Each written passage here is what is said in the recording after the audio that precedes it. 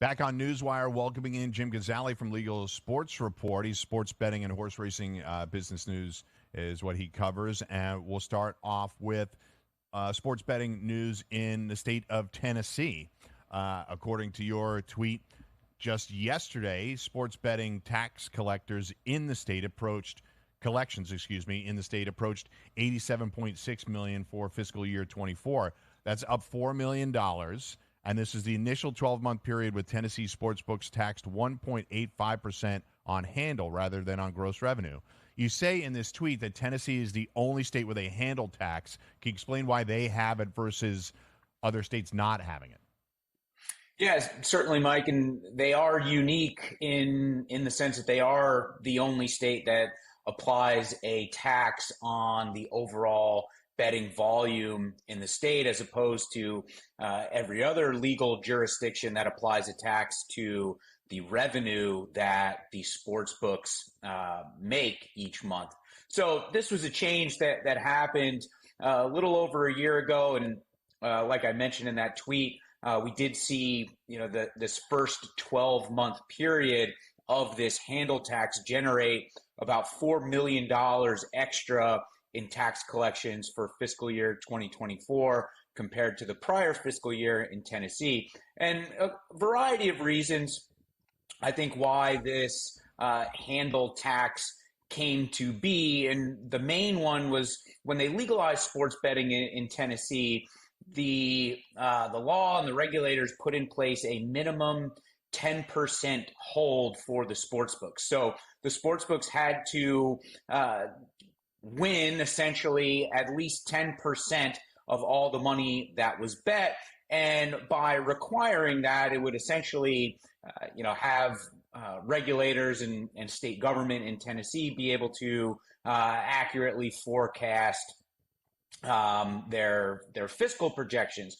The problem with that is holding 10% is quite challenging. A lot of times we see the average hold across multiple jurisdictions falling below that 10% on a monthly basis. So in Tennessee, in addition to that minimum 10% hold requirement, which has now gone away as they transition to that handle tax, included with that minimum hold requirement was a level of fines that were passed down to the sports books if they did not meet that requirement. And that proved to be a little bit of a failure in Tennessee, which is why we did see that 1.85% tax on handle as opposed to a tax on gross revenue like we see elsewhere. I think the taxes in the sports betting industry is an interesting topic.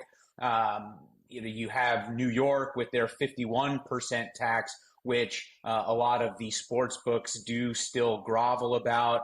We've seen in recent months, Ohio doubled their tax rate from 10% to 20% on gross revenue for operators. Illinois just increased their tax rate.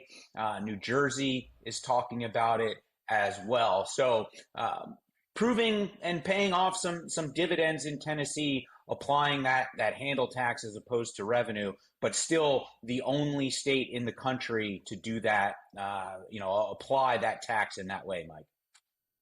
Yeah, like you said, it is an interesting topic. New York famously with a very high tax rate, and operators have complained that it is impossible for them to get profitable in the state of New York paying that level of tax rate. But I don't know how much leverage they're ever going to have against the state government, A, and B, it is not a market that they can relinquish at any point, right? It's too important in terms of the volume of betting and for image marketing purposes to be active in New York. Moving over to the state of Kansas, DraftKings earned additional Kansas sports betting market share in June.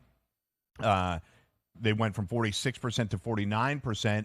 Is there any event related to that allowed them to increase their volume within the state? Or are they just doing better than the competition? Is this a sign of things outside of Kansas as well? Yeah, it's tough to really pinpoint one specific event. Really, in a lot of these states, as we get into the thinner parts of the sports betting calendar in the summer months. And in a smaller market like Kansas, things tend to be a bit volatile from month to month. Though DraftKings grabbing a couple of extra percentage points in June in terms of overall handle compared to May, I thought was at least a little bit interesting. Like I said, as we get into the summer months where there just isn't a ton of extra things to be wagering on. So $66.2 million for DraftKings handle in Kansas in June, and that was about half of all the dollars bet in Kansas for the month. And DraftKings has been pretty steady at number one in that market. So not terribly shocking that they were able to boost their market share a little bit, but a couple percentage points higher than May, I thought was at least interesting when they're not too much to glean from monthly reports in those summer months, like I said. Caesars in Kansas also was able to have a few points extra, moving from 4.4% of overall handle to, up to 4.4% in June from 4.2% in May, with $6 million in June handle in Kansas.